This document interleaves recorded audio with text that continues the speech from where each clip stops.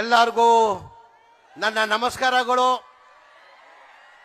ಜೈ ಭೀಮ್, ಜೈ ಭೀಮ್, ಜೈ ಜೈ ಭೀಮ್.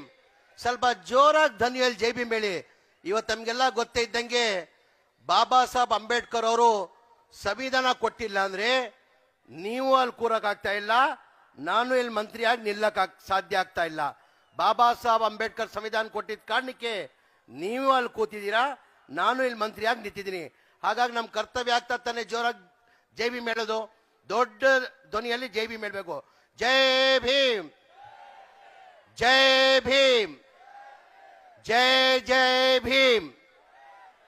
ವೇದಿಕೆ ಮೇಲೆ ಆಸೀನಿರುವ ನನ್ನ ಆತ್ಮೀಯ ಸ್ನೇಹಿತರು, ನಮ್ಮ ಪಕ್ಷದ ಮುಖಂಡರು, ಸಚಿವರು, ಕೊಪ್ಪಳ ಉಸ್ತುವಾರಿ ಮಂತ್ರಿ ಆದಂಥ ಶಿವರಾಜ್ ತಂಗಡಿ ಅವರೇ, ಇನ್ನೊಬ್ರು ನನ್ನ ಆತ್ಮೀಯ ಸ್ನೇಹಿತರು, ನಮ್ಮ ಪಕ್ಷದ ಮುಖಂಡರು, ಶಾಸಕರು, ಈ ಕಾರ್ಯಕ್ರಮ ಅಧ್ಯಕ್ಷ ವಹಿಸಿರುವ HR ಗೋಯಪ್ಪ ಅವರೇ, ಶಾಸಕರಾದಂಥ ಹೇಮರಾಜ್ ನಾಯಕ್ ಅವರೇ, ಶಾಸಕಿಯಾದಂಥ ಲತಾ ಮಲ್ಲಿಕಾರ್ಜುನ್ ಅವರೇ, ಶಾಸಕರಾದಂಥ NT ಶ್ರೀನಿವಾಸ್ ಅವರೇ, ಶಾಸಕರಾದಂಥ ಕೃಷ್ಣ ನಾಯಕ್ ಅವರೇ, ನನ್ನ ಆತ್ಮೀಯ ಸ್ನೇಹಿತರು, ಲೋಕಸಭಾ ಸದಸ್ಯರಾದಂಥ ರಾಜಶೇಖರ್ ಯತ್ನಾಳ್ ಅವರೇ, ನನ್ನ ಆತ್ಮೀಯ ಸ್ನೇಹಿತರಾದಂಥ ರಮೇಶ್ ಅರವಿಂದ್ ಅವರೇ, ಪೂಜಾ ಗಾಂಧಿ ಅವರೇ, ಪ್ರೇಮ ಅವರೇ, ವೇದಿಕೆ ಮೇಲೆ ಆಸೀನಿರುವ ಎಲ್ಲ ಪಕ್ಷದ ಮುಖಂಡರೇ, ಇಲ್ಲಿದ್ದಂಥ ಎಲ್ಲ ಆತ್ಮೀಯರೇ, ಮಾಧ್ಯಮ ಸ್ನೇಹಿತರೆ,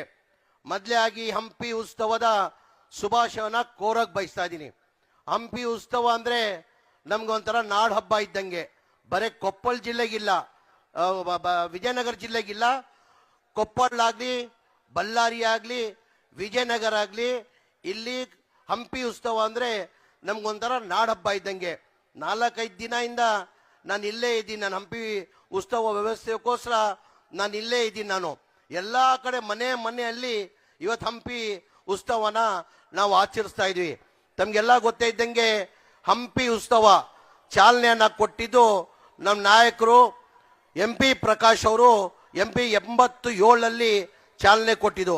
ನವೆಂಬರ್ ತಿಂಗಳಲ್ಲಿ ಪ್ರತಿ ವರ್ಷ ಹಂಪಿ ಉತ್ಸವನ ನಡೀತಾ ಇತ್ತು 87 ವರ್ಷದಿಂದ. ಕೋವಿಡಿಂದ ಒಂಚೂರು ಗ್ಯಾಪ್ ಬಂತು. ಕೋವಿಡ್ ಬಂದಿದ್ದ ಕಾರಣಕ್ಕೆ ಒಂಚೂರು ಗ್ಯಾಪ್ ಬಂದು ನಾವೀಗ ಫೆಬ್ರವರಿಯಲ್ಲಿ ಹಂಪಿ ಉತ್ಸವನ ಹಮ್ಮಿಕೊಂಡಿದ್ದೀವಿ. ಈ ಬಾರಿ ನಮ್ಮ ನಾಯಕರಾದಂಥ ಮಾನ್ಯ ಮುಖ್ಯಮಂತ್ರಿಗಳು ಸಿದ್ದರಾಮಯ್ಯ ಈ ಕಾರ್ಯಕ್ರಮಕ್ಕೆ ಬರಬೇಕಾಗಿತ್ತು.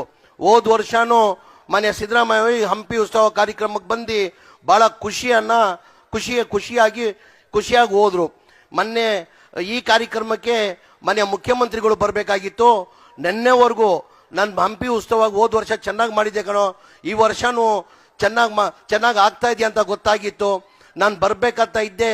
ನನ್ನ ಕಾರಣದಿಂದ ಆರೋಗ್ಯ ಸರಿಗಿಲ್ಲ, ಆ ಕಾರಣಕ್ಕೆ ನಾನು ಬರೋಕ್ಕೆ ಸಾಧ್ಯ ಆಗಲ್ಲ. ಹಾಗಾಗಿ ನನ್ನ ಕಡೆಯಿಂದ ಕ್ಷಮೆಯನ್ನು ಕೇಳ್ಕೊ ಅಂತ ಮಾನ್ಯ ಮುಖ್ಯಮಂತ್ರಿಗಳು ಸೂಚನೆ ಕೊಟ್ಟಿದ್ದಾರೆ. ಮಾನ್ಯ ಮುಖ್ಯಮಂತ್ರಿಗಳು ಈ ಕಾರ್ಯಕ್ರಮನ ಮುಂದೆ ಹಾಕುವಂತನೂ ಕೇಳ್ಕೊಂಡ್ರು. 28ನೇ ತಾರೀಕು ಮಾಡೋದು ಕಾರ್ಯಕ್ರಮನ ಏಪ್ರಿಲ್ ಮೊದಲೇ ವಾರಕ್ಕೆ ಮಾಡು, ನನ್ನ ಆರೋಗ್ಯ ಸರಿಗಿಲ್ಲ, ಹಾಗಾಗಿ ನೀನು ಬರೋ ತಿಂಗಳು ಏಪ್ರಿಲ್ ಕೊನೆ 8ನೇ ತಾರೀಕು ಮೊದಲೇ ವಾರದಲ್ಲಿ ಮಾಡು ಅಂತ ಮಾನ್ಯ ಮುಖ್ಯಮಂತ್ರಿಗೂ ಕೇಳ್ಕೊಂಡ್ರು.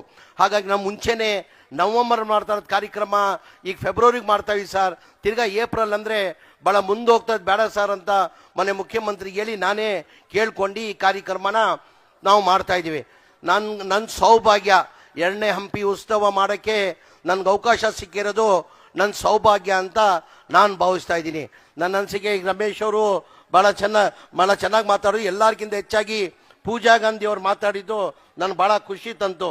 ಏನಕ್ಕೆ ಪೂಜಾ ಗಾಂಧಿ ಅವರು ಇಷ್ಟು ಚೆನ್ನಾಗಿ ಕನ್ನಡ ಮಾತಾಡ್ತಾರಂತ ನಾನು ನೋಡಿಲ್ಲ. ನಾನು ಕೇಳಿದೆ ಪೂಜಾ ಗಾಂಧಿ ಅವರು ಭಾಳ ಚೆನ್ನಾಗಿ ಕನ್ನಡ ಮಾತಾಡ್ತಾರಂತ ನಾನು ಕೇಳಿದ್ದೆ.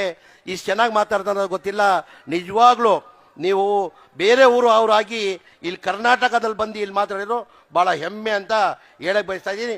ಇವತ್ತು ನನಗೆ ಭಾಳ ಖುಷಿನ ತಂದಿದೆ. ಇವತ್ತು ಈ ಹಂಪಿ ಉತ್ಸವದ 3 ದಿನ ಕಾರ್ಯಕ್ರಮಕ್ಕೆ ತಾವೆಲ್ಲ ಬಂದು ಯಶಸ್ವಿ ಮಾಡಿಕೊಡ್ಬೇಕು. ಹೋದ ವರ್ಷನೂ ಹಂಪಿ ಉತ್ಸವ ಮಾಡಿದ್ವಿ.